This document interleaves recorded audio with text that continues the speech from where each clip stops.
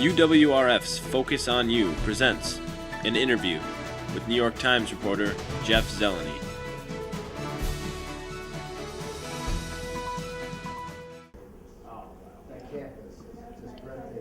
On November 18th, UWRF had the chance to see New York Times political correspondent Jeff Zeleny come and shed some light on the current political situation in America. Politics and the criminal justice system. For many of you, Jeff may be a familiar face.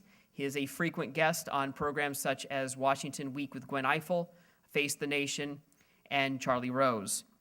Fortunately for us, we have his much sought-after insights in person on campus today. So without further ado, please join me in welcoming Mr. Jeff Zeleny.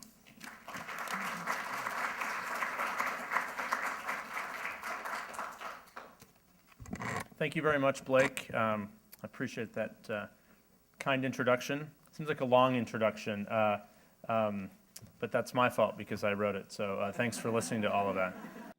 Jeff's main goal was to sum up the November elections. So let's start with the why.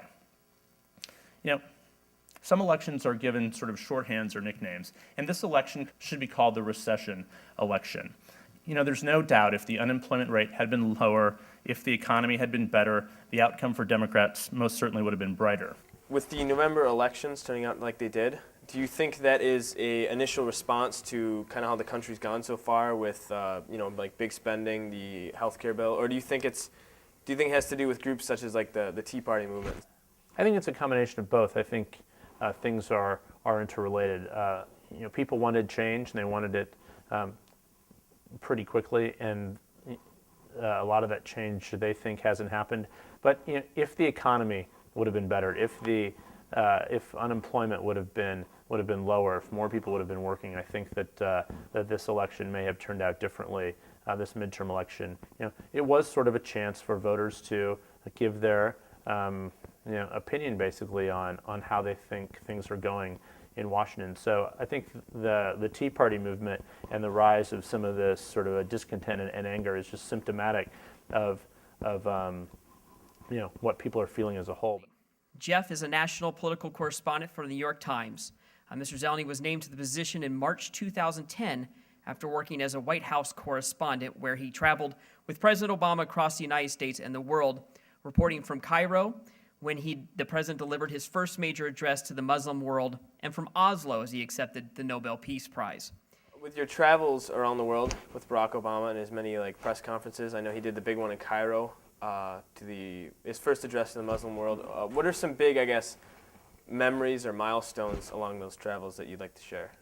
Well, one of the things I think I was sort of struck by is how people across the world react to him.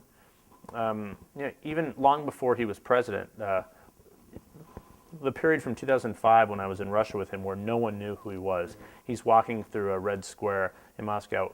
As a average American, no one knew who he was. The next year, he was in Africa where tens of thousands of people were lining the streets for him, largely because his grandmother lives in this African village, and he was sort of going to see her. But the next time he returns as a presidential candidate, he's in Germany with a couple 100,000 people at a rally for him. So his the quickness and the swiftness in which he became an international celebrity has been something that's interesting to watch, and I think frustrating for him in a sense that he's now when he travels, he's not able to sort of leave his bubble and sort of just go out and see things. But it's been interesting to see how the world has reacted to him. So what role will Minnesota and Wisconsin play in the upcoming 2012 elections? Wisconsin is one of the central presidential battlegrounds in the country. Why is that? Because a diversity of a diverse set of opinions sort of reside in Wisconsin. It's never too far to the right. It's never too far to the left. It sort of swings back and forth, more so than a lot of other states in the country. There's sort of a small collection of swing states, and Wisconsin is truly one of those swing states. Minnesota is to some degree, and it obviously has voted Republican in a presidential races before, but generally not. It doesn't quite swing as much as Wisconsin, but If President Obama is going to be reelected, he will need to sort of recreate his path from 2008. He won Minnesota and Wisconsin, by wide margins in 2008.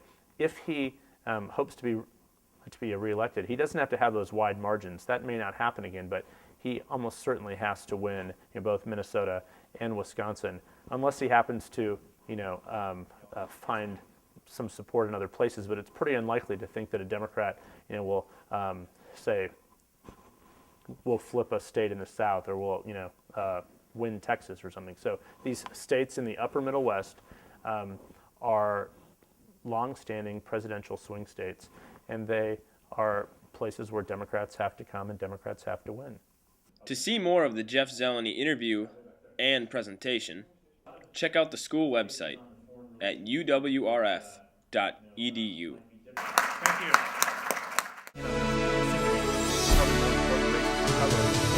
By the